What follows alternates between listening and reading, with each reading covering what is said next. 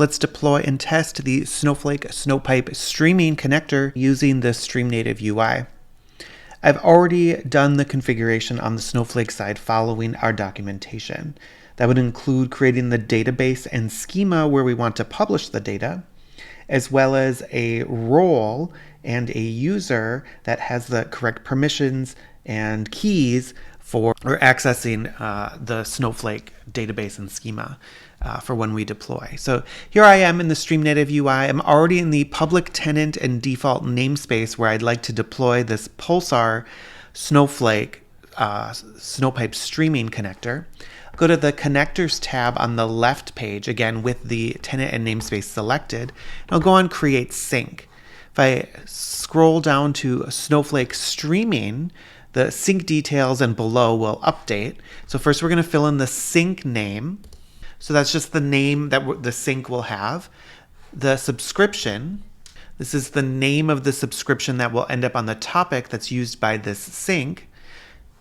I'm going to use a non-admin service account. You can follow the documentation here, but this service account I have provided the consume and syncs permissions on my namespace, as well as creating a service account binding. And I'm going to use the default subscription position of latest, where we are going to start moving messages over to Snowflake only for those messages that have been published after the connector has been started up. For this test, I'm going to use a new topic, and I'll call that Snowpipe Test. And then we get into the configuration side. I'm not going to go through these directions here on creating the user and the keys, but I've already done that. So I just need to fill in the Snowflake configurations now. And so I've filled in the Snowflake URL, the user that I created inside of Snowflake, the database that I want to publish to, as well as its schema, and the role that my user is supposed to be using, and then my authentication secret, which is assigned for that user. I'll go ahead and click Submit at the bottom of the page. And once it submits, you should end up here on the connectors page, and it will go through a process of starting up. Once the connector is up, you should see a status of ready. Now we're ready to start testing the Snowpipe streaming connector.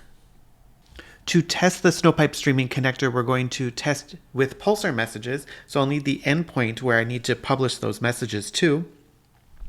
Here I've clicked on my train cluster here at the top. If I go to the Overview tab, I'm going to scroll down and get the broker service URL to put into my Pulsar code.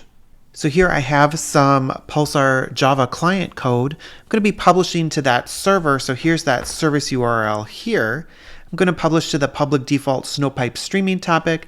Let's publish 10 messages here where there's just going to be a couple fields. I'm using a sensor object here, which has a string as a name and a float as the input, where the input will increment. So let me go ahead and publish those messages. And we're going to be publishing them as an Avro schema. And if everything's working as expected, when you go back over into Snowflake after publishing those messages, if I go to that database Snowpipe streaming test and the demo schema, you should now see a new table showing up here that was created by the Snowpipe streaming connector. If I do a select star from on that table, you'll be able to see all of the data. So the sensor name here was part of the Avro schema, as well as the value here was part of my schema for my sensor reading.